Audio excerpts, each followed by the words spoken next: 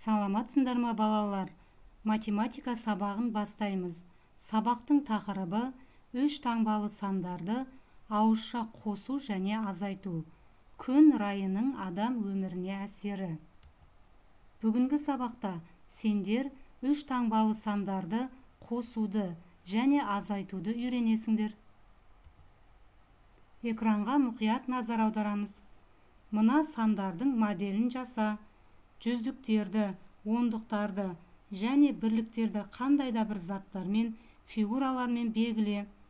Осы сандар туралы айтып бер. Сендер экраннан 100, 220, 324 сандарын көріп тұрсыңдар. Олай болса, жүздіктерді күннің суретімен, ондықтарды бұлттың суретімен, ал бірліктерді найзағайдың суретімен санның моделін жасап көрейік. 100 санын алайық. 100 санында бір жүздік бар. Демек, бір күннің суретін қоямыз. Ал енді 220 санының моделін жасап көрейік. 220 санында 2 жүздік бар және 2 ондық бар екен. 0 бірлік бар. Бірліктер 0 болғандықтан оны суреттермен көрсетпейміз. Ал енді балалар, сендер 324 санының моделін жасап көріңдер. Мысал 2. Есептеуді түсіндір. 678 бен 2-ның қосындысын тауып көрейік. Алдымен бұны баған түрінде есептеп көрсетейін. 678 бен 2-ның қосындысын табу үшін алдымен бірліктерді бірліктерге қосамыз. 678 санында 8 бірлік бар. Оған 2 бірлікті қосамыз. 8 бен 2-ның қосындысы 10. 10 санында 0 бірлік бар. Сондықтан да 0 бірлікті түсіріп, ал 1 ондықты ойымызға сақтап қоямыз. Ал енді ойда тұрған 1 ондықты 7 ондыққа қосамыз. 1 мен 7-ның қосындысы 8 ондық болады екен. 6 жүздікті түсіреміз. Сонда 680 саны шықты. Ал енді 992-ге 8 санын қалай қосамыз? Ойша шығаруға да болады. Ол үшін біз 2 бірлікке 8 бірлікті қосамыз. Жеке алып қосып аламыз. Сонда 990 санына 10-ды қосқан кезде 1000 саны шығады. 800 бен 9-ның айырмасын табу үшін біз 800 санын 790 мен 10-ның қосындысы ретінде аламыз. Яғни мұнда бір ондықты жеке алып аламыз. Сол кезде бізге есептеуге оңай болады. Яғни 10 мен 9-ның айырмасы 1-ге тең. Сонда 790-ға бір санын қосамыз. 791 болады. 1000 саны мен 8 санының айырмасын баған түрінде көрсетейін. 1000 санында 0 бірлік, 0 ондық, 0 жүздік, 1 мыңдық бар екен. Біз бірліктерден бірліктерді азайтамыз. 0 бірліктен 8 бірлікті азайта алмаймыз. Сондықтан да 100-ден, яғни 1 ондықты алып береміз.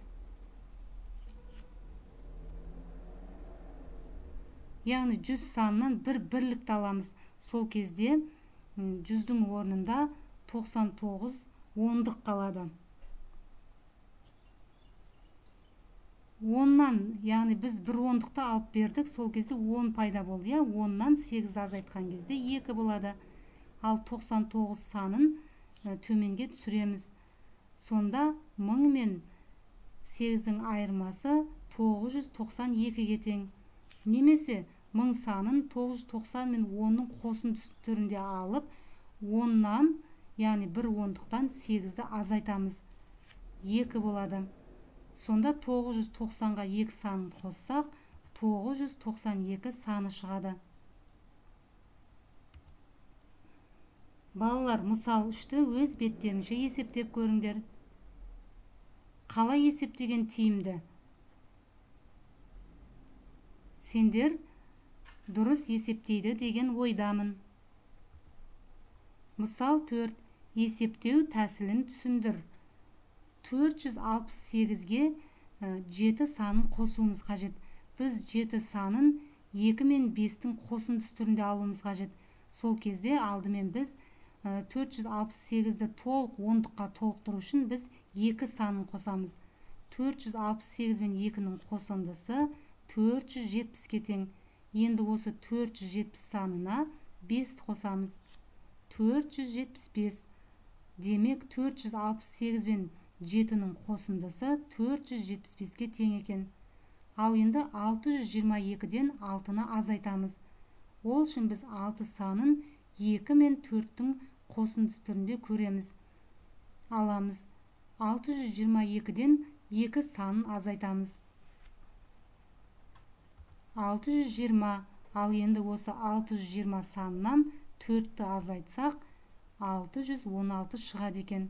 Демек, 622 мен 6-ның айырмасы 616-ға тең екен. Балалар күн райын бір апта бойы бақылады.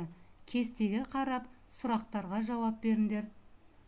Біз жел болған күндерді бұлттың, яғни жел беріп тұрған бұлттың суретімен, жаңбыр жауған күндерді тамшылаған бұлттың суретімен, жаңбырда желде болмаған күндерді күннің суретімен алайық. Яғни осы шартты белгілер бойынша есепті шығарамыз. Балалар күн райын бір апта бойы бақылады. Кестеге қарап сұрақтарға жауап берейік. Жел болған күндер. Жел болған күндер сейсенбі күні жел болған және сенбі күні жел болыпты. Ал енді жаңбыр жауған күндер. Жаңбыр дүйсенбі күні жауған және бейсенбі күні жауған. Ал жаңбырда желде болмаған күндер. Балалар, сәрсенбі және жұма күндері, жексенбі күндері бізде жаңбырда, желде болмаған.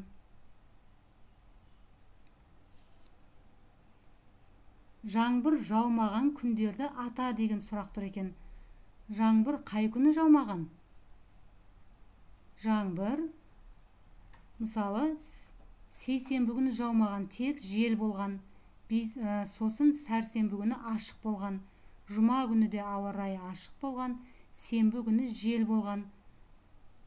Ал жексенбі күні күн ашық болған.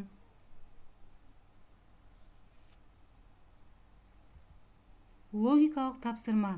Төмендегі шартты белгілердің орнында қандай сандар жасырынған? Шартты белгілерге қарап, мұқият ойланамыз.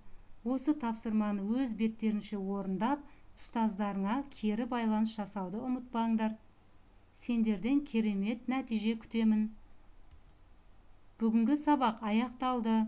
Сау болыңдар балалар.